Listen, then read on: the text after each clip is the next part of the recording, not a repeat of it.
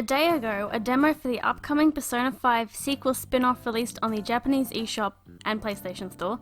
Made with Koei Tecmo, it takes the setting, characters and systems of Persona 5 and then mixes it with warrior-style combat to create an action RPG. Since it's in Japanese, I can't quite pick up the story, but I can feel the gist along with information I've garnered from promotional sources. It is set a few months after the original Persona 5's ending. It definitely spoils the game. A semi-major spoiler was visually in the demo, so you don't need to know the language to be spoiled. So unless you don't care about being spoiled for a 60+ hour game, don't play this demo. In this game, a new AI app has arrived that's all the rage. When you and Ryuji receive a promotional card from an idol to use with the AI, it ends up transporting you to a palace. Something that after the events of the original game shouldn't be accessible to them anymore. In here, you find the ruler of the palace and a strange girl with whom you try to find the exit. That's where the demo ends. You do have masses of enemies that can be cleaned up with combos and a big finishing move that builds up over time. Other than that though, combat has a few more features and the structure of levels appear to be entirely different than a Warriors game. Taking from Persona 5, you have your gun, which can be shot, especially to take down flying enemies, and your persona. As you progress, you'll gain new personas, which like in the main game have different elements and spells.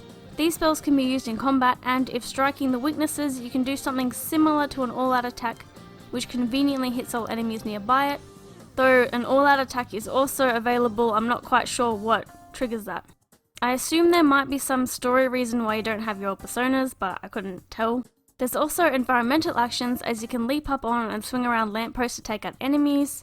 Some of the environmental actions are also destructible, like the strung up platforms that'll be crushed after you've jumped off them. The SP is finite per area, just like palaces, but you can buy and earn items to restore it. Unlike the Warriors games, the enemies will generally disappear after you finish the mission, or at least so far in the demo. In this demo, you get to explore the area around the Blanc, but can only interact with the vending machine. From what I've seen of promotional material, you go on a road trip around Japan and will be able to interact with these new areas like the ones in Persona 5. These changes to combat and the fact, as far as I can tell from the demo, that you aren't clearing up the map to take it over makes a welcome change. While I enjoy crossover Warriors games, this feels much more fleshed out, enough to make me want to play it given it's a single player only experience. I played Persona 5 on the PS3 last year, and from memory this Switch sequel seems to be not too far off those visuals. At least with this game I haven't seen any screen tearing yet. The only thing that looks worse is Ryuji's hair, it's a little more jaggedy. Of course the UI and that take from Persona 5 style with some nice new menus that are color coded and feature other Phantom Thieves. It also has quite a few nice animated cutscenes, just like Persona 5 did. The music is remixed, and I especially love the Last Surprise mix. It's a bit more rocky. Of course, having played Hyrule Warriors, I knew that the music was going to be great, especially in comparison to the dancing spin-off. I didn't like a lot of the mixes in that. This releases in Japan on February 20th. I'm really hoping we get a release date for outside Japan soon, though it's likely we won't hear anything until after Persona 5 The Royal comes out on March 31st. Either way, I don't have to worry about missing out on any bonuses, as you get some extra soundtracks if you have Persona 5 or Persona 5 Royal data on your PS4, or for Switch, any Super Smash Bros. Ultimate save data. So far the only DLC that has been announced is a pre-order bonus and more music.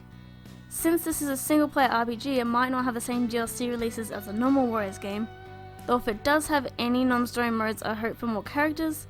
I assume cosmetics may come eventually, and the Persona Q style costumes that are in the Royal would be really cool. The only thing I hope for is that they fix the character limit for your name in English, as you've only got 2 lots of 3 in the Japanese version, and we don't have kanji, so... Other than that, I'm looking forward to it, and as long as you make a Japanese network account on your Switch, you can download it and check it out for yourself.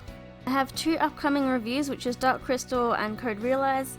My Valentine's video is going to be later than I thought, but all of these should be done before Valentine's weekend because I'm going away for that. Bye! I'm not into femdom, but I wouldn't be mad.